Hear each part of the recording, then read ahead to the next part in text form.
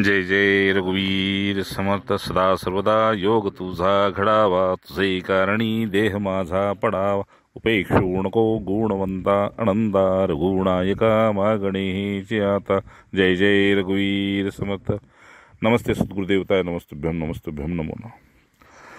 सर्व संतांच्या चरणी, सद्गुरूंच्या चरणी कोटी कोटी प्रणाम. स्वानंद परिवारातील आणि इतर सर्व गुरुभक्तांना, भगवत भक्तांना स्वानंदाचा रामराम. मित्रांनो, पुनश्च एक वेळ अष्टावक्र गीता.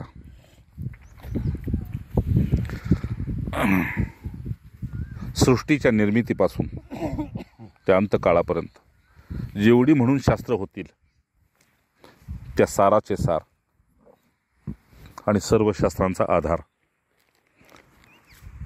असं हे आणि गीतेमधली ही एक विशेष करून अष्टावक्र गीता.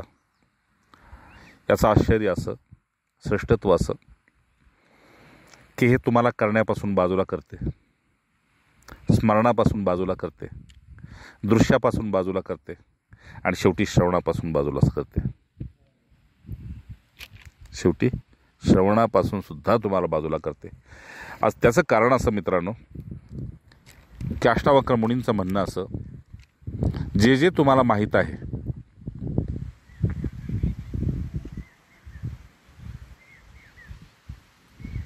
त्याला तुम्ही कुठेतरी शब्दात आणण्याचा प्रयत्न करणार, त्याला तुम्ही वाचेनं व्यक्त करण्याचा प्रयत्न करणार, त्याला तुम्ही आधार देणार. परंतु जसं आकाश निराधार आहे, आकाशाला आधार आहे नाही, आकाश जसं निराधार आहे त्याप्रमाणे हे ज्ञान निराधार आहे, त्याला आधार नाही. आणि जे निराधार आहे ते स्वयंभू आहे. व्यवहारी निराधार वेगळं आणि आध्यात्मिक निराधार वेगळं. जसं आकाशाला कुठेही खांब लावलेलं नाही, आकाशाला कुठल्याही रस्सीनं खेचलेलं नाही, चंद्र सूर्याला कुठे टांगून ठेवलेलं नाही, हे म्हणायला निराधार आहेत, परंतु कुठल्या तरी सत्तेशी एकरूप आहेत. ते समजले ना, कुठल्या तरी सत्तेशी एकरूप आहेत आणि हेच त्यांचं विशेषत्व. म्हणून श्रुती वेदशास्त्राच्या अनुसार ते म्हणतात, आम्हाला त्या सत्यापर्यंत आम्ही जाऊ शकत नाही. नेती नेती नेती. याचा अर्थ काय? म्हणजे शब्दांची तिथे पोच नाही, नाही, मुळीच नाही. त्याचा उलटा अर्थ काढलेला आहे आजपर्यंत. त्याचा खरा अर्थ असा आहे बंधूंनो, पुन्हा एकदा ऐका. नेती नेतीचा खरा अर्थ, शब्द माघारी फिरलेत, ते कंटाळलेत, हतबल झालेत, निराश झालेत. नाही, त्या शब्दांना समजल्यानंतर शब्द अर्थाने स्वतः त्यात विलीन करून घेतलं, स्वतःला विश्रांती घेतली. त्याला माऊली शांतीची पै शांती म्हणतात. ठीक आहे. समुद्राच्या कडेला मिठाचा खडा जरी ठेवला तर त्या हवेच्या नमीनं तो एकाकार होतो आणि पाण्यात पडल्यानंतर तर विषयच नाही. तसं एक सत्य असत्याच्या एका सीमेवर तुम्ही पोचतेत, शब्द आणि अर्थ एका सीमेवर, म्हणजे समुद्राच्या कडेवर एकदम. ठीक आहे ना. आणि मग लाटेनं त्या हवेनं तो खडा एका रात्रीत विरघळून जातो. त्याप्रमाणे शब्द विलीन होतेत. शब्द सुद्धा स्वतःला विश्रांतीची इच्छा करून त्याच्यात प्रसरण पावतेत. सार्थ, अर्थासह, बोधासह अशा प्रकारची ही अष्टावक्र गीता नारायण तुम्हा आम्हाला खऱ्या शांतीच्या स्वरूपामध्ये विश्रांतीला घेऊन जाते. ठीक आहे ना. खोटी शांती दृश्यातली आहे, खरी शांती अदृश्यातली आहे आणि तिचा उगम होतो तो ज्ञानातून होतो. म्हणून देवाला बी सांगावं लागलं, नाही ज्ञानेन सदृशम पवित्रम विद्यते. त्या विद्येच्या अधिकाराची 2 गुण लागतात. एक विनयी आणि विरक्त. ठीक आहे ना. एक विनयी असावा आणि दुसरा विरक्त असावा. हे 2 महान गुण सांगितले त्या ज्ञानाच्या अधिकारासाठी. तरी बी आपल्याला अष्टावक्र पुढं काय सांगतील ते गुरुचरणाच्या सेवेच्या निमित्तानं ग्रहण करू. नारायण. आपल्या 62-65 वर्षाच्या शिष्याला 12 वर्षाचा गुरु आत्मबोध करत असताना निरपेक्ष दृष्टी शिष्याकडे निरपेक्ष, मला तुझ्याकडून काही एक नको. ठीक आहे, पण तुला माझ्यात किंवा मला तुझ्यात विलीन करून घे. अपेक्षा एवढीच आहे. किमान मला तुझ्यात सामावू देत, इतका तू विराट हो किंवा इतका तू लघु हो की सहज माझ्यात सामावशील. श्लोक असा सांगतो की जनक ऐक, या ब्रह्माने द्वैतात असलेल्या या जगाला सत्य मानल्यामुळं आणि या देहाला सुद्धा मी मानल्यामुळं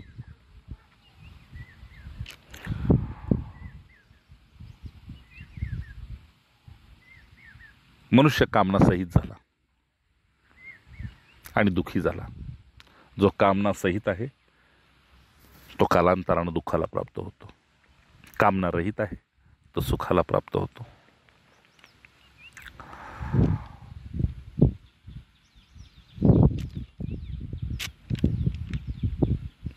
एकादश स्कंदामध्ये प्रभू दत्तात्रेयांनी उपदेश करताना हाच उपदेश केलाय, नैराश्यम परम सुखम, आशा ही परमम दुःखम. त्याप्रमाणे जनका तुला कामना रहित आणि सुखी व्हायचं असेल तर एक मी तुला गुरुमंत्र देतो आणि तो हा आहे. तो मंत्र असा आहे, मी आणि माझे, हा आणि तो, म्हणजेच परकेपणा आणि माझेपणा हे दुःखाचं पहिलं कारण आहे. सर्वच चैतन्यमय आहेत आणि सर्वच पंचमहाभूतातून आलेले आहेत. सब मम उपजाय, सर्व माझे अंश आहेत. सर्व मम उपजाय, हा मी आणि हा माझा. सर्वात्माती निश्चय निसंकल्प हा सुखी भव. अयम सो अहमयम नाहं विभागमिति संत्यज्य. म्हणून जनका, हा तो परका आहे आणि हा तो मी आहे, माझा आहे. या भेदबुद्धीचा तू त्याग कर. मी सर्वरूप आत्माच आहे, सर्वरूप आत्माच आहे. याच निश्चयानं, याच बोधानं तू कामनारहित हो.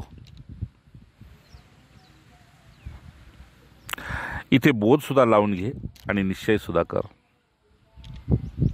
हा मी, हा माझा. हा मी नव्हे, तो मी आहे.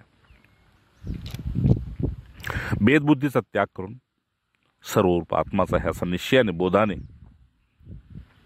याचं कारण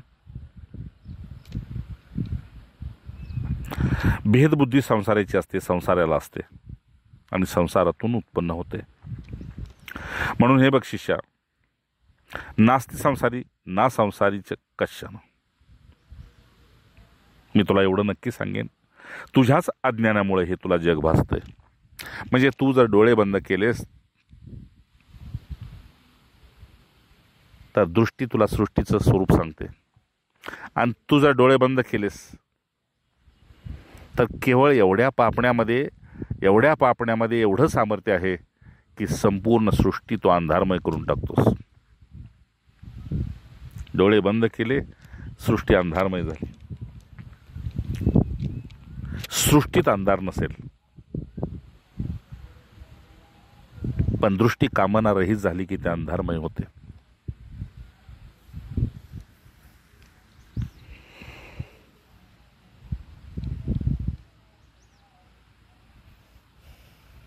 मनाच्या श्लोकात कामनेबद्दल काय बोललं? मना वासना दुष्ट कामा नये रे. ही दुष्ट वासना कामनेला जन्माला घालते. तू असं कर शिष्या, तुझ्याच अज्ञानामुळे हे तुला जग भासतंय हे निश्चित कर, आणि तुझ्याच आत्मज्ञानामुळे त्याचा नाश होतो हे पक्व कर. आणि त्याचं उदाहरण तुला सांगितलं. डोळे उघडलेस की दृष्टी सृष्टीमय होते. राम. आणि डोळे बंद केले की संपूर्ण सृष्टी अंधारमय होते, अर्थात कामना रहित होतो. बहिर्मुखता संसाराला सत्य आणि संसारातलं सत्य तो दाखवते. अंतर्मुक्ता तुझ्या आत्मस्वरूपामध्ये विश्रांतीला तुला घेऊन जाते. पुन्हा सांगतो ऐक. ज्ञानाचा उदय झाल्यावर तू एकटाच उरतोस, फक्त एकटाच, एकटा एकच उरतोस. समज घ्या. ज्ञानाचा उदय झाल्यानंतर, जसा सूर्याचा उदय झाल्यानंतर एकमेव त्याचाच प्रकाश श्रेष्ठ मानला जातो. अन्य कितीही संपूर्ण जगामध्ये दिवसा दिवे लावले, ठीक आहे, समया लावल्या, काजवे चमकले, टेंबे पेटवले, तरी सुद्धा एकमेव सूर्याच्या पुढे सगळं नगण्य आहे, तुच्छ आहे. एका सागरापुढे सगळ्या विहिरी, बावड्या, नद्या, ओढे, नाले सगळे तुच्छ आहेत. एका सद्गुरू पुढे हजारो करोडो शिष्य, ते सतशिष्य असो किंवा कुशिष्य हो, नगण्य आहेत. एका पतिव्रते पुढे काय आणि एका गायी पुढे सगळे चार पायाचे नगण्य आहेत. एका पतिव्रते पुढे सर्व स्त्रिया नगण्य आहेत. हे असंच आहे का? एका आत्मज्ञानामुळे याचा नाश होतो, ह्याचा विसर पाडू नकोस. का? ज्ञानाचा उदय झाल्यावर तू एकटा एकच आणि सदा एकच उरतोस. त्यातूनच भगवंतानं सांगितलं श्रुतीनं, एकोहंबहुशाम, मी एकटा होतोय हे आणि मला कर्मे ना किंवा कुणीतरी हवा म्हणून मी हिची निर्मिती केली. तरी बी निर्मितीनंतर मी त्यात अडकलो नाही. पण ज्या ज्ञानात मी विश्रांती करतो आणि ज्या खेळात मी सहज मिसळतो, त्या दोन्ही गोष्टीचं ज्ञान माझ्या भक्ताला, माझ्या ज्ञानाला व्हावं, माझी हीच अपेक्षा आहे. कारण परमार्थात संसारी आणि असंसारी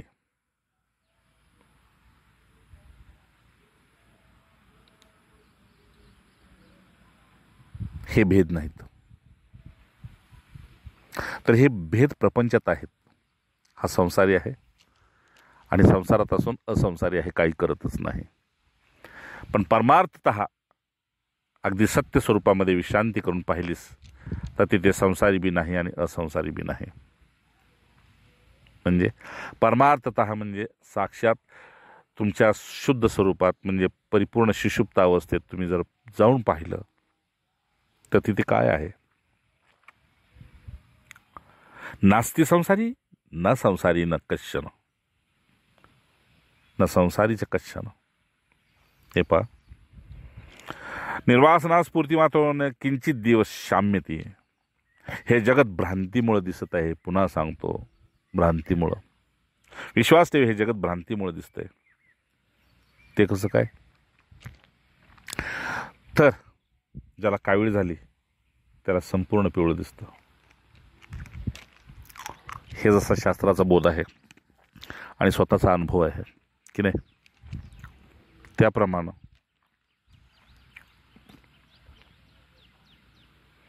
आत्मबोध झाल्यानंतर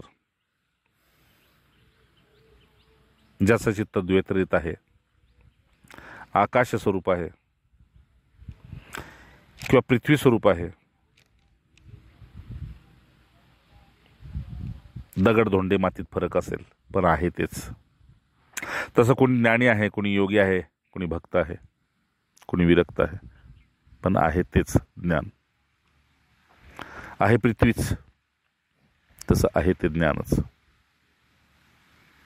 जनका, पुन्हा सांगतो ऐक. हे जगत भ्रांतीमुळे दिसत आहे. त्याचे स्वतःचे काय अस्तित्व म्हणशील तर मुळीच नाही.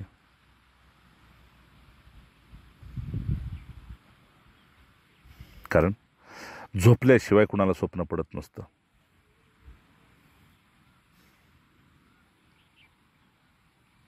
हे जसं सत्य आहे तसं भ्रांतीशिवाय हे जग सत्य दिसत नाही. जणका हा बोध ज्याच्या अनुभूतीत आला क्षणात वासना रहित होतं. म्हणजे डोळे उघडताच स्वप्न पापणीत मुरून जातं. अंतरुणात जागा झालेल्याला स्वप्न पापणीमध्ये मुरून जातं आणि पापण्या उघडताच वास्तविक जगाशी संबंध येतो. ठीक आहे. कर्ममय जगाशी, वासनासहित जगाशी संबंध येतो. बस हे असंच आहे का? पण याला बोध होणं महत्वाचं आहे. जनका अनुभूती म्हणजेच बोध आहे. बोध म्हणजेच अनुभूती आहे. तो बोध तुला निर्वासनिक करेल आणि एक अखंड स्फूर्तीनं भरून राहशील. जसं कापरामध्ये सुगंध, आकाशामध्ये पोकळी, दुधामध्ये लोणी, तसं बोधामध्ये स्फूर्ती असते. ठीक आहे ना? आणि ती स्फूर्ती म्हणजे आनंद किंवा स्वानंद. स्फूर्ती म्हणजे आपण त्या पुरुषापाशी गेल्यानंतर काहीच करत नाही, पण आपल्या आतच आपल्यातला बदल आपल्याला दिसू लागतो. खरं आहे ना? पहा, एखाद्या मित्रापाशी जा, वृत्तीत बदल पहा. एखाद्या शत्रूपाशी जा, वृत्तीत बदल पहा. आहे व्यक्तीच की नाही? राम हे स्फूर्ती मात्र आहे. एवढंच नव्हे,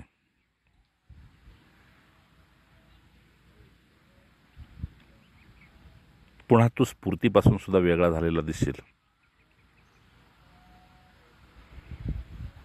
आणि उत्स्फूर्तपणे वेगळा दिसशील. शब्द आहे का त्यांचे? एक गुरुनी निवडणं,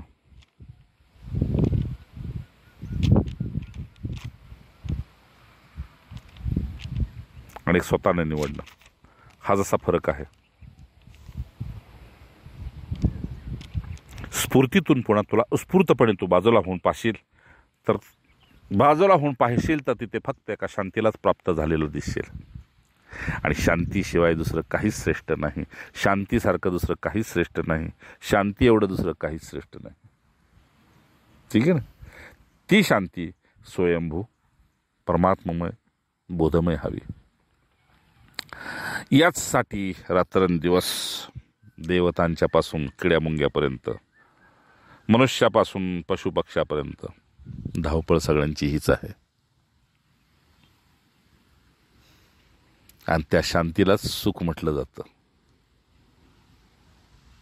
सर्वे भवन्तु सुखिनः परिसर्वे सन्तु निरामया. शेवट मा कश्चित दुःख भागभयतो ओम शांती. ओम अष्टावक्रमते जनका,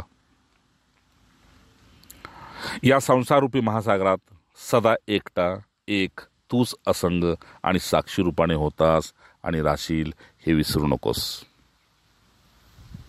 होतास, राशील. आता आहे मध्ये टिकायला शिक. होतास भूतकाळ, राशील भविष्यकाळ. आता वर्तमान काळात मी तोच आहे जो होतो आणि राहणार. याच्यामध्ये टिकायचा अभ्यास कर. यालाच तर श्रेष्ठ अभ्यास म्हणतात. आणि याच्यासाठीच वैराग्याची गरज आहे. आणि ते वैराग्य कुठून उपजतं? तर या संसारातून, बुद्धीतून नाही, अंतःकरणातून नाही. राम त्याची रचनाच अशी केलेली आहे. आणि मग तू पाहशील की साक्षी रूपाने तू असंग होतास.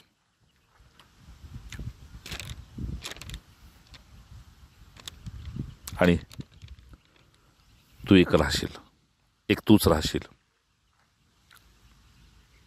त्यामुळे माझ्या अनुभवावर तुझ्या अनुभवाची वेल चढू देत. ती अशी की एक तुला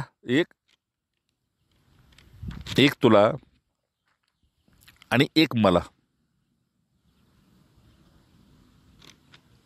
मी दोन बोध काढून ठेवलेले आहेत. त्यातला माझा बोध जो आहे तो निर्गुणाचा बोध आहे. समजले ना? समजते का? माझा बोध जो आहे तो निर्गुणाचा आहे. मला कशाच्या आधाराची गरज नाही.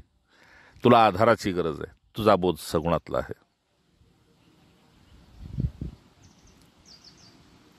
पण एकाकारतेतून अनुभव एकच. ठीक आहे ना? त्यातला फरक असा की मी कमरेच्या खालचा भाग झाकलेला आहे आणि तू कमरेच्या वरचा भाग झाकलेला आहेस.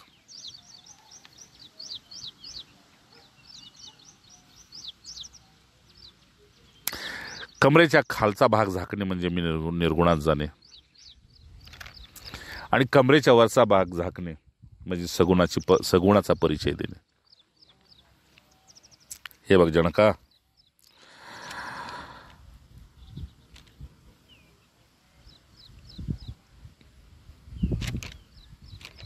म्हणून माझा अनुभव असा सांगतो तुला, जसं मला कुठला बंध नाही आणि कुठला मोक्ष नाही, मी जसं माझ्यात कृतकृत्य आहे तसं तो माझ्यामध्ये विलीन हो.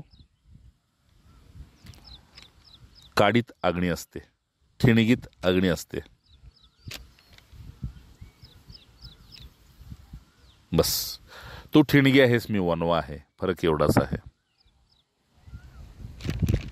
मी भडकताना दिसतोय आणि तू सुरक्षित दिसतोयस. फरक एवढाच आहे. मी भडकताना दिसतोय आणि तू सुरक्षित आहेस काडीत. एवढंच. जनका, तू सुद्धा कृतकृत्य हो आणि धन्य हो, धन्य हो, धन्य हो.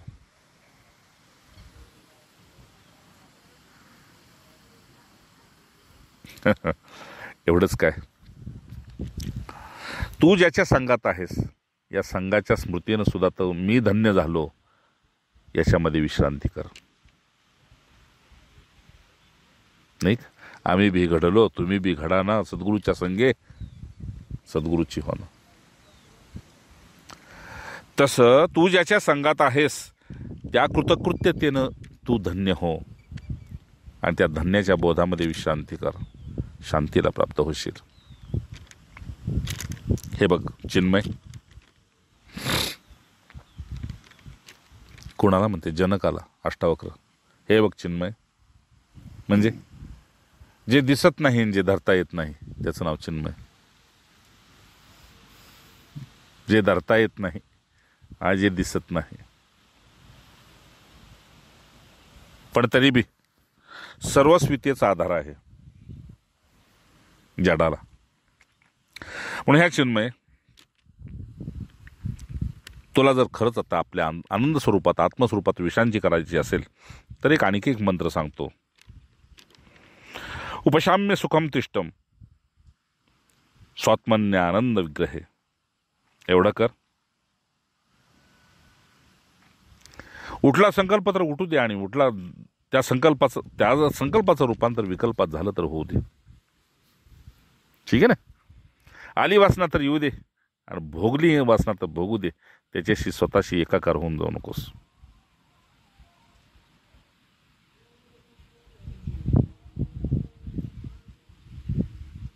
लक्षात ठेव जनका, संकल्पाने विकल्पाने तू आपलं चित्त कधीच क्षोभित करू नकोस. मग संकल्प विकल्प रहित होऊन, अर्थात त्याची उपेक्षा करून, त्याला तटस्थपणे बाजूला सारून,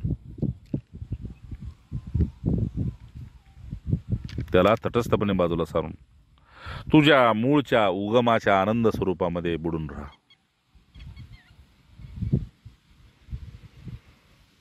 जनका, सत्य हेच आहे. कशाचाही आधार घे आणि कुठेही निराधारासारखा राहा. सत्य हेच आहे. त्यजैव ध्यानं सर्वत्र मां चित्तस्थितिं धारय.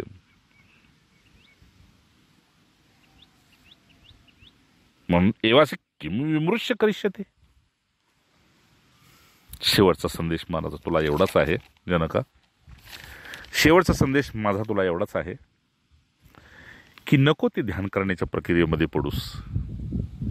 अरे राम, तस्मात ध्यानम समाचरित शिवजी म्हणतात, ऐक नाही. अष्टावक्रांनी काय खोडलं पहा. भगवान श्रीकृष्णाने ध्यानयोग सांगितला. शिवजी म्हणतात नास्ति ध्यानम समम तप तस्मात ध्यानम समाचरित. अष्टावक्र म्हणतात नको ते ध्यानाच्या भानगडीत पडूस. ध्यान करणे ही एक मनाची क्रिया आहे. कारण ज्या गोष्टीवर तुझं स्वयंभू ओतपोत प्रेम आहे, विषयातील असेल अथवा निर्विषय असेल, ओतपोत ज्या गोष्टीवर तुझं प्रेम आहे, फिरून फिरून मन आणि बुद्धी अंतःकरणाला घेऊन तिथंच निवास करेल. अंतःकरण त्या वस्तुविक्ती परिस्थितीमध्ये गुंतलेलं राहील किंवा ती परिस्थिती अंतःकरणामध्ये तशीच टिकून राहील. ऐकते ना का? म्हणून ध्यान करणं ही मनाची प्रक्रिया आहे, मनाची क्रिया आहे. म्हणून ध्यानाचा व हृदयात काहीही प्रतिमा ठेवण्याची क्रिया हे एक ध्यानच असल्यामुळे आता तू त्याचाही त्याग कर. हृदय, आकाशामध्ये चंद्र सूर्य आहेत हे आकाशाला माहीत आहे का? आहे का? चंद्र सूर्य आकाशात आहेत त्याला माहीत आहे का? एवढे पक्षी आकाशात उडतात, विमान उडतात, त्याला माहीत आहे का? बस हे उठले संकल्प आणि गेले संकल्प याची सुद्धा तुझ्याकडे खबर ठेवू नकोस. जामा बेरीज वजाबाकी ठेवू नकोस. मग मी एवढं साधन करतो, मग असं कसं?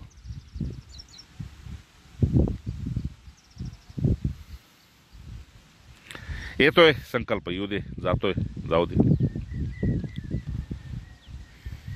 कुठं वासनेनं घर केलंय, करू दे. कुठे निर्वासनीतेमध्ये सहजता येत, येऊ दे. त्याच्यात बी अडकू नको. अगदीच तुला साध्या भाषेत सांगू का?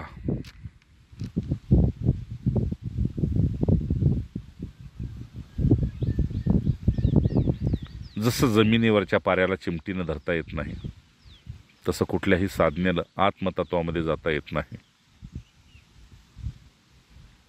आत्मतत्वामध्ये जाता येत नाही. हे ज्याच्या लक्षात येतं त्याला आत्मविश्रांती प्राप्त होते. का? जे स्वयमेव मुक्त आहे. नीट आहे का? जे स्वयमेव मुक्त आहे त्याचा विचार करून तू काय साधणार, पहिलं मला हे सांग. कारण त्याच्यामध्ये गेल्यानंतर तुला स्वयंभू मुक्त असल्याचा अनुभव होणार. मग अनुभवानंतर विचाराला काय जतन करणार?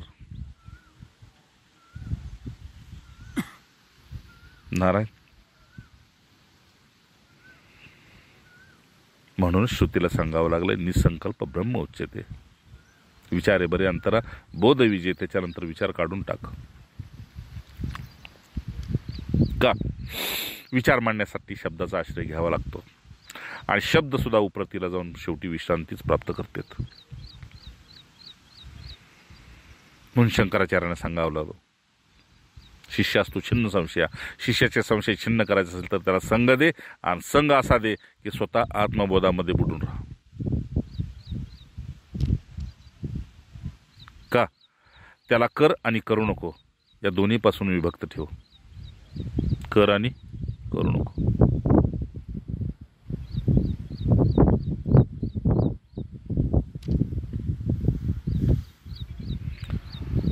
हो जनका, हाच माझा अनुभव आहे आणि हीच माझी स्थिती आहे. माझ्या स्थितीला तू अवस्थेनं ग्रहण करायला शिक. जसं लाटा अवस्था आहे, अंतळ स्थिती आहे. मग संकल्प विकल्पाच्या शांतीनंतर, ठीक आहे ना, म्हणजे मन आणि बुद्धी ज्यावेळेस उसळते त्यावेळेस संकल्प विकल्पाच्या लाटा अंतःकरणावर खेळतात. जसं अमावस्या आणि पौर्णिमेला, ठीक आहे ना, अमावस्या आणि पौर्णिमेला समुद्राच्या लाटा उसळतात, तसं मन आणि बुद्धीच्या लाटा अंतःकरणावर खेळतात आणि शेवटी तुला अनुभव हा येतो की मी अशांत झालेलो आहे, साधनेतून मला अजून काहीच मिळालेलं नाही. तू यातून मुक्त हो, यातून तू मुक्त आहेस आणि तुला खरी शांती प्राप्त करायची असेल तर हाच एक मार्ग आहे, व्यतिरिक्त नाही. हाच एकमेव मार्ग आहे. म्हणून ध्यान करणे ही मनाची एक क्रिया आहे, याचा विसर पडू देऊ नको. गोडी गेली, ध्यान गेलं. द्वेष गेला, ध्यान गेलं. द्वेष आला, ध्यान आलं. प्रेम झालं, ध्यान आलं. प्रेम गेलं, ध्यान गेलं. म्हणून पुन्हा सांगतो, तू येणारा आणि जाणारा नाहीस, नव्हतास, नव्हेस. तू तो आहेस जो मी आहे. तू तो आहेस जो मी आहे. हे श्रुतीसंमत बोध. जनका, तू याचा अभ्यास कर आणि अभ्यासासाठी एकमेव सुलभ सरळ उपाय माझ्या स्थितीचं स्मरण कर. माझ्या स्थितीचं स्मरण कर, तुझ्या अवस्था त्यात विलीन होतील. जय जय अवधूत निंदन श्री गुरुदेव दत्त. नारायण नारायण नारायण नारायण. राम राम राम राम.